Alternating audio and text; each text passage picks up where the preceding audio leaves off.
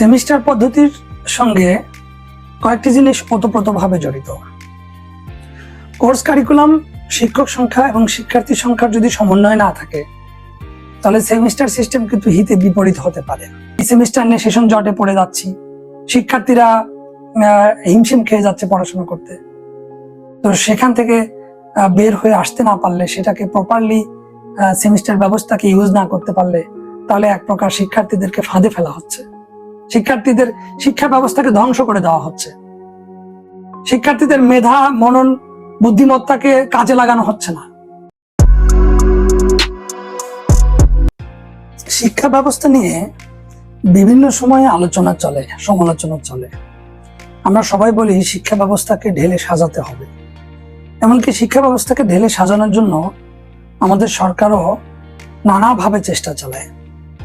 আমরা খেয়াল করে দেখেছি, প্রাথমিক থেকে শুরু করে উচ্চশিক্ষা, এই সকল স্তরে শিক্ষা ব্যবস্থাকে কিভাবে সুন্দর করা যায়, ঢেলে সাজানো যায়, এই জন্য বছরে বছরে নিয়ম, নীতি, কারিকুলাম এগুলো পরিবর্তন হতে থাকে। এমনকি দেখা যায় যে শিক্ষার্থীরা একটা বিপাকে পড়ে যায়। আবার বলা হয় যে প্রাথমিক শিক্ষায় বা মাধ্যমিক শিক্ষায় শিক্ষার চাপ কমানোর জন্য নানা ধরনের কৌশলগত, সৃজনশীল বিভিন্ন পড়াশোনার ব্যবস্থা করা হয়। কিন্তু সাম্প্রতিক সময়ে আমরা যেটা খেয়াল করছি যে বিশ্ববিদ্যালয়গুলোতে, স্বায়ত্তশাসিত এবং সরকারি বিশ্ববিদ্যালয়গুলোতে নতুনভাবে বেশ কিছু ডিপার্টমেন্টে এবং বেশ কিছু বিশ্ববিদ্যালয়ে সেমিস্টার সিস্টেম চালু হচ্ছে এবং কোনো কোনো জায়গায় সেমিস্টার সিস্টেম চালু হয়ে গেছে। আর এখানে বলে রাখা ভালো যে আমাদের বাংলাদেশে বেসরকারি বিশ্ববিদ্যালয়গুলো মোটামুটিভাবে সেমিস্টার সিস্টেমে তারা চালাচ্ছে, কিন্তু স্বায়ত্তশাসিত এবং সরকারি বিশ্ববিদ্যালয়ে সেমিস্টার চালাতে গিয়ে আমরা কি আমাদের শিক্ষার্থীদেরকে যথাযথ শিক্ষা দিচ্ছি কিনা, এটি একটি বড় প্রশ্ন। অথবা শিক্ষার্থীরা ভালো কিছু শিখতে পারছে কিনা, এটিও একটি প্রশ্ন। শিক্ষার্থীরা এই সেমিস্টার সিস্টেমে আমরা খেয়াল করে দেখছি যে তারা একটা কাজ করছে, সেটা হচ্ছে নিয়মিত ক্লাস করছে এবং নিয়মিত পরীক্ষা দিচ্ছে। প্রতিটি সময়ে তাদের ক্লাস থাকছে এবং পরীক্ষা থাকছে, কিন্তু তারা আসলে পড়ছে কিনা, পড়াশোনার সুযোগ পাচ্ছে কিনা, শিক্ষক পড়াতে পারছে কিনা, এই বিষয়গুলো কিন্তু আমরা ভেবে দেখছি না। নিশ্চয়ই কথা উঠেছে যে সেমিস্টার সিস্টেমটি হচ্ছে সারা পৃথিবীতে একটি স্বীকৃত সিস্টেম, সারা পৃথিবীতে এই সিস্টেমটি চালু রয়েছে। এমনকি সেমিস্টার চালালে অ্যাক্রিডিটেশনের ব্যাপারটি নিশ্চিত হবে, এরকম একটি আলোচনার সামনে আসছে। বলা হয় যে সেমিস্টার না থাকলে সার্টিফিকেটের দাম নাই। বিদেশে যেহেতু সেমিস্টার সিস্টেম, বাংলাদেশি ছেলেমেয়েরা বিদেশে যেতে পারবে না। কিন্তু আপনাদের কি মনে হয় যতদিন সেমিস্টার ছিল না তখন ছেলেমেয়েরা বিদেশে যায়নি? এখনো তো আমাদের শিক্ষার্থীরা যারা সেমিস্টার পাস করে নাই, কিন্তু আগে থেকেই বাৎসরিক সিস্টেমে পাস করেছিল, তারা কিন্তু অনেকেই বিদেশে যাচ্ছে। ইউরোপ এবং আমেরিকার বহু দেশে আমাদের শিক্ষার্থীরা প্রতিষ্ঠিত হয়েছে এবং তারা এখনো পড়াশোনা করার জন্য যাচ্ছে।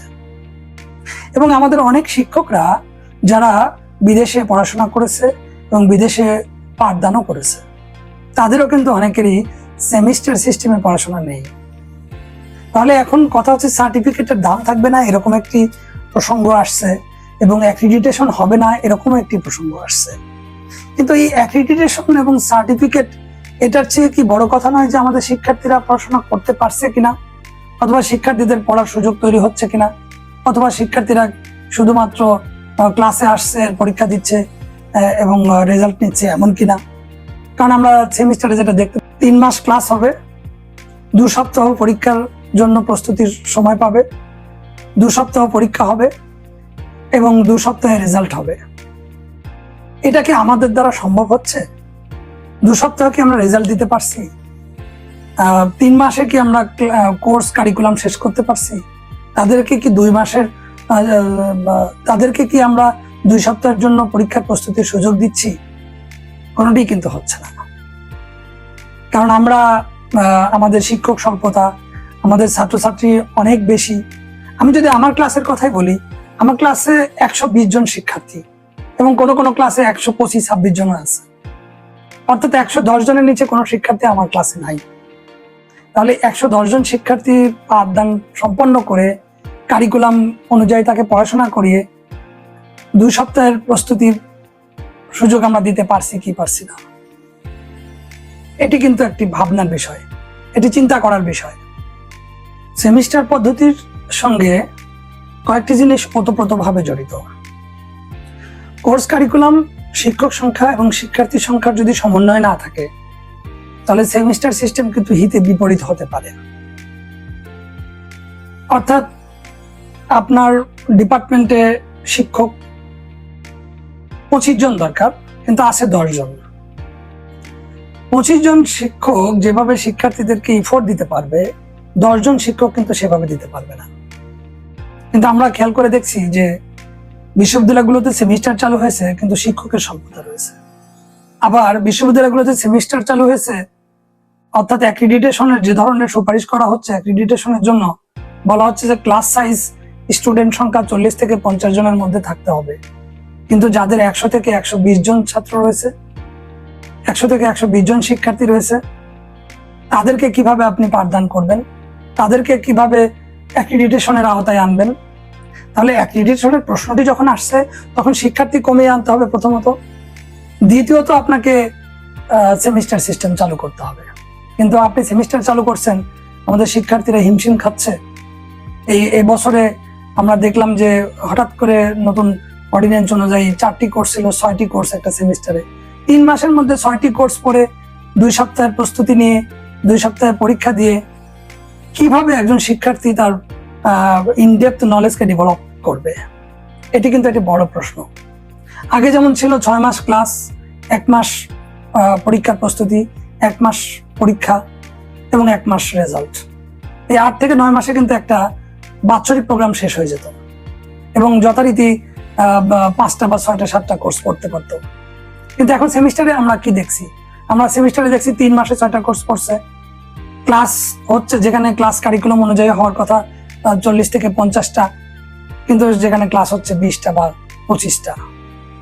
এবং কোনো ক্ষেত্রে আপনারা সবাই জানেন যে কোনো শিক্ষক 5টা 7টা ক্লাস নিয়ে ক্লাস শেষ করে দিচ্ছে। তাহলে এই সেমিস্টার পদ্ধতির বাস্তব অবস্থায় কোথায় গিয়ে দাঁড়াবে? এর বাস্তবতাটা কি? এর রেজাল্ট কি দাঁড়াবে? সেটি কিন্তু আমরা ভেবে দেখছি না। আজকে আমরা কিন্তু আমাদের প্রশ্ন উঠেছে যে শিক্ষার্থীরা কোনো কিছু শিখতে পারছে না। সব সময় তারা একটা ধূম্র জাল, একটা মাথায় একটা যন্ত্রণা নিয়ে চলছে। কারণ শুধু পরীক্ষা আর পরীক্ষা, পরীক্ষা আর পরীক্ষা। ক্লাসে আসছে প্রতিদিন 4টা 5টা 6টা করে ক্লাস হচ্ছে, বাসায় যাচ্ছে বা রুমে যাচ্ছে, আবার রেস্ট নিচ্ছে, নিতে না নিতে আবার দিন আসছে, আবার ক্লাস হচ্ছে। এরকম করতে করতে হঠাৎ করে পরীক্ষার ডেট হয়ে যাচ্ছে। আর এর মধ্যে তো ইনকোর্স পরীক্ষা আছে, অ্যাসাইনমেন্ট আছে, সেমিনার আছে। তো একটা ক্লাসে যদি 150 জন বা 130 জন বা 120 জন বা 100 অধিক স্টুডেন্ট থাকে, তাহলে এই শিক্ষার্থীদেরকে আপনি কিভাবে মূল্যায়ন করবেন? কিভাবে সেমিস্টার ব্যবস্থাকে আপনি প্রয়োগ করবেন? সত্যিকার অর্থে আমি বলতে পারি যে আমি বিভাগের, আমার ডিপার্টমেন্টের শিক্ষক হিসেবে আমি খুবই শিক্ষার্থীদের কাছে লজ্জিত যে এই শিক্ষার্থীদেরকে কিভাবে গড়ে তুলছি। তারা অ্যাসাইনমেন্ট দিলে ঠিক মতো করার সময় পাচ্ছে না, তারা হোমওয়ার্ক দিলে ঠিক মতো করতে পারছে না, তাদের পরীক্ষায় ক্রিয়েটিভ কোশ্চেন করলে তারা ঠিক মতো অ্যান্সার করতে পারছে না। কারণ তাদেরকে তো আমরা সময় নিয়ে শেখাতে পারছি না। সময় নিয়ে তো শেখাতে হবে, সময় নিয়ে তাদেরকে নার্সিং করতে হবে, তাদেরকে সময় দিতে হবে। ক্লাসের ফাঁকেও তাদের, ক্লাসের বাইরেও তাদেরকে বিশেষভাবে নার্সিং করতে হবে। কোন বই পড়বে, কিভাবে ক্রিয়েটিভিটিটা তারা শো করবে। কিন্তু আমরা কি সেই শিক্ষার্থীদেরকে সেইভাবে শিক্ষা দিতে পারছি? মোটেই পারছি না। তাহলে এই সেমিস্টারের ফলাফল কি? আর যেসব ডিপার্টমেন্টে প্র্যাকটিক্যাল আছে, অর্থাৎ থিওরি ক্লাস হচ্ছে, তারপরে থিওরি পরীক্ষা হচ্ছে, তারপরে আবার 1 সপ্তাহের গ্যাপ দিয়ে প্র্যাকটিক্যাল পরীক্ষা হচ্ছে। এই প্র্যাকটিক্যাল, থিওরি, পরীক্ষা, রেজাল্ট, এগুলো নিয়ে একটা হিমশিম খাওয়া অবস্থা। যে পরিমাণ বাংলাদেশে যে পরিমাণ শিক্ষকের প্রয়োজন, যে পরিমাণ ক্যাপাসিটি প্রয়োজন, যে পরিমাণ অবকাঠামো প্রয়োজন, সেটি আমাদের যথার্থভাবে আছে কিনা সেটি আগে বিবেচনা করতে হবে। তারপরে না অ্যাক্রিডিটেশনের প্রশ্নটি আনা উচিত। আজকে অ্যাক্রিডিটেশনের যে প্রশ্নটি আসছে, যেসব শর্ত পূরণ করতে বলা হচ্ছে, আমি মনে করি যে বিশ্ববিদ্যালয়ে আগে সেই শর্তগুলো পূরণ হোক, তারপরে অ্যাক্রিডিটেশন বা সেমিস্টার সিস্টেম চালু হোক। যেমন ক্লাস সাইজ কমানোর এটা একটা গুরুত্বপূর্ণ জায়গা, কিন্তু আমার ক্লাসে, আমাদের ডিপার্টমেন্টে বা সোশ্যাল সায়েন্সের অনেক ডিপার্টমেন্টে যেখানে কিন্তু 100-র অধিক স্টুডেন্ট রয়েছে, তাদেরকে কি করে আপনি ইন্টারনাল ইভালুয়েশনের আওতায় আনবেন? এটি আনা কিন্তু অত্যন্ত চ্যালেঞ্জিং। তারপরে একটা বড় সমস্যা হচ্ছে যে আমাদের পরীক্ষা সিস্টেমে পদ্ধতি আছে প্রথম পরীক্ষক, দ্বিতীয় পরীক্ষক, তৃতীয় পরীক্ষক ক্ষেত্র বিশেষে। একটি পরীক্ষা কমিটি থাকে, পরীক্ষা কমিটি প্রশ্ন মডারেশন করে, প্রশ্ন মডারেশনের জন্য একটা সুনির্দিষ্ট সময় দিতে হয়, প্রশ্ন করার জন্য একটি সুনির্দিষ্ট সময় দিতে হয়। তারপরে না একজন এক্সপার্ট অন্য বিশ্ববিদ্যালয় থেকে আসবেন এবং তাদের সমন্বয়ে একটা মডারেশন কমিটি মডারেশন করবে, প্রশ্ন সমীক্ষণ করবে, সেই প্রশ্ন টাইপ হবে, সেই প্রশ্ন পরীক্ষার জন্য শিক্ষার্থীদের জন্য রেডি করা হবে, তারপরে না পরীক্ষা হবে। আর যদি প্রথম পরীক্ষক, দ্বিতীয় পরীক্ষক এবং ক্ষেত্র বিশেষে তৃতীয় পরীক্ষক হয়, তাহলে 2 সপ্তাহে পরীক্ষার রেজাল্ট দেওয়া সম্ভব কিনা এটি কিন্তু একটি বড় প্রশ্ন। কারণ প্রথম পরীক্ষক খাতা দেখবেন 120টি খাতার কথা আমি বলছি, নট 30টি বা 40টি। 120টি খাতা দেখতে মিনিমাম 10 দিন থেকে 15 দিন লাগবে, যদি তার অন্যান্য একাডেমিক কার্যক্রম সে বজায় রেখে এটি পরিচালনা করতে চায়। তারপরে দ্বিতীয় পরীক্ষক নেবেন, দ্বিতীয় পরীক্ষক আবার 10 থেকে 15 দিন দেখবেন। রেজাল্ট করতে গিয়ে দেখা গেল যে কোনোটি 20% বেশি পার্থক্য হয়ে গেছে 2 পরীক্ষকের ভেতরে। তো তখন তৃতীয় পরীক্ষক আবার এটা 2 দিন বা 3 দিন নিতে পারে। তাহলে এখানেই তো 1 মাসের বেশি সময় চলে যাচ্ছে। তারপর টেবুলেশন করা, তারপরে পরীক্ষা কমিটি মিটিং করবে, রেজাল্টের জন্য এটা প্রস্তুত হয়ে রেজাল্টের জন্য প্রশাসনের কাছে যাবে, তারপরে না রেজাল্ট হবে। তাহলে কিভাবে 3 মাস 15 দিনের জন্য, অর্থাৎ 2 সপ্তাহের জন্য পরীক্ষার প্রস্তুতি, 2 সপ্তাহে রেজাল্ট কিভাবে সম্ভব? এটি কিন্তু আমার মনে হয় যেটি সম্ভব নয়। তাহলে এটাকে সম্ভব করতে হলে কি করতে হবে? সম্ভব করতে হলে আমাদেরকে যথাযথ অ্যাক্রিডিটেশনের জন্য যে ধরনের শর্তগুলো দেওয়া হচ্ছে, সেই শর্তগুলো আগে বিশ্ববিদ্যালয়ে যথাযথভাবে পূরণ করা উচিত, তারপরে এই স্টেপটা নেওয়া উচিত। কিন্তু আমরা ইতিমধ্যেই এই সেমিস্টার নিয়ে সেশন জটে পড়ে যাচ্ছি, শিক্ষার্থীরা হিমশিম খেয়ে যাচ্ছে পড়াশোনা করতে। তো সেখান থেকে বের হয়ে আসতে না পারলে, সেটাকে প্রপারলি সেমিস্টার ব্যবস্থাকে ইউজ না করতে পারলে, তাহলে এক প্রকার শিক্ষার্থীদেরকে ফাঁদে ফেলা হচ্ছে, শিক্ষার্থীদের শিক্ষা ব্যবস্থাকে ধ্বংস করে দেওয়া হচ্ছে, শিক্ষার্থীদের মেধা, মনন, বুদ্ধিমত্তাকে কাজে লাগানো হচ্ছে না। তাহলে কিভাবে? আবার আমরা যদি বলি আমাদের শিক্ষার্থীরা ক্যারিয়ারের চিন্তা করে, ক্যারিয়ার বিষয়ক পড়াশোনা করে, কখন ক্যারিয়ারে পড়াশোনা করবে? একাডেমিক পড়াশোনায় তো যথাযথভাবে জব মার্কেটে গিয়ে সে তার একাডেমিক সেক্টরটাকে কাজে লাগাতে পারছে না। কারণ আমরা এখন দেখছি যে সেই কাঙ্ক্ষিত বিসিএস পরীক্ষার যে ধরনের সিলেবাস, সেই সিলেবাসের প্রস্তুতি তাকে আলাদাভাবে নিতে হয়। সে কেমিস্ট্রি পড়ুক, ফিজিক্স পড়ুক, পলিটিক্যাল সায়েন্স পড়ুক বা কম্পিউটার সায়েন্স পড়ুক, তাকে কিন্তু আলাদাভাবে এই ধরনের পিএসসির প্রথম শ্রেণীর জবের জন্য তাকে আলাদা প্রস্তুতি নিতে হয়। নাহলে তো এইসব সাবজেক্ট পড়ে, এইসব ডিসিপ্লিন পড়ে ডিসিপ্লিন ওয়াইজ জব পাওয়া, জব মার্কেটে সে ধরনের সুযোগ নেই।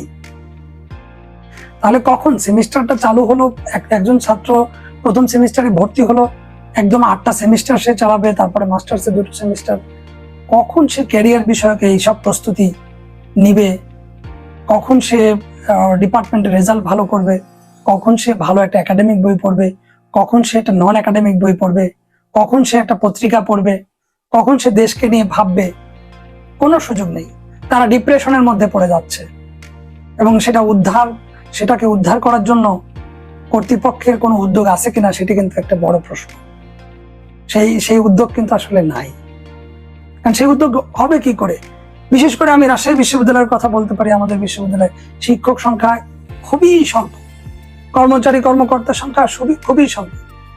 এরকম বিভিন্ন বিশ্ববিদ্যালয় আছে। আমি যেহেতু এই বিশ্ববিদ্যালয়ে শিক্ষকতা করি, রাজশাহী বিশ্ববিদ্যালয়ে আমি যেহেতু শিক্ষকতা করি, আমি এই বিশ্ববিদ্যালয়ের কথা বলতে পারি যে এখানে এরকম একটি অবস্থা।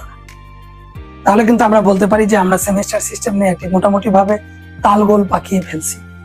তালগোল পাকানোর বাইরে কোনো কিছু হচ্ছে কিনা সেটি কিন্তু একটু পরীক্ষা করে দেখা উচিত। কারণ যে কোনো একটা কিছু প্রয়োগ করতে গেলে সেটাকে কিছুদিন পর পরীক্ষা নিরীক্ষা করে দেখা উচিত যে সেটি সঠিক হচ্ছে না ভুল হচ্ছে। যদি সঠিক হয়ে থাকে তো ওকে, সেটিকে নিয়ে আমরা প্রসিড করতে পারি।